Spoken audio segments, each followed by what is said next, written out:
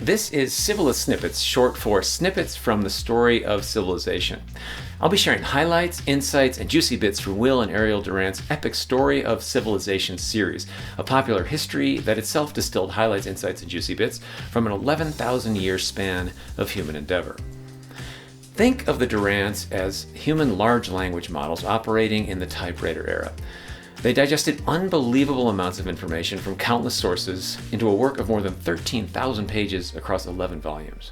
The two big differences between the Durants and an LLM like ChatGPT is that the writing is great and that the effort to create the series, which sold more than 2 million copies over the decades, took more than 40 years, starting in the 1930s. They spent 14 hours a day for 3 to 6 years writing each volume, reading some 500 books as input for every one of them. The work earned them the Pulitzer Prize for General Nonfiction in 1968 and the Presidential Medal of Freedom in 1977. Both Will and Ariel died within a few weeks of each other a few years later in 1981. So why bother? Well, back in the 1980s, University of Michigan English professor John Rubidoux recommended the series to me. A decade later, when I was in grad school at the Fletcher School of Law and Diplomacy at Tufts, I came across the first 10 volumes at a used bookstore in Arlington, Massachusetts. They cost me $57.75.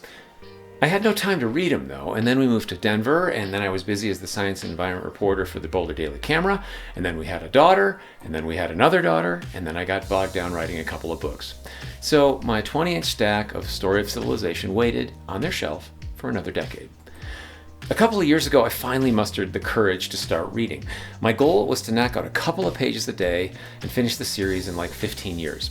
Seriously, that's how the math works with that kind of page count, and I'm way behind schedule. But it struck me that in our era of short attention spans, political polarization, misinformation, a fractured media environment, and generally speaking, a collective habit of chasing one current event, shiny object after the next into oblivion, we could all use some digestible chunks of historical perspective and timeless insight. And hey, everyone from H.L. Mencken to Elon Musk has suggested that you read it. I think you should read it too. Kindle editions are a lot lighter. Or you could do audiobooks. You'll have the series knocked out in 474 hours and 38 minutes, give or take. That's right around 20 days with no breaks.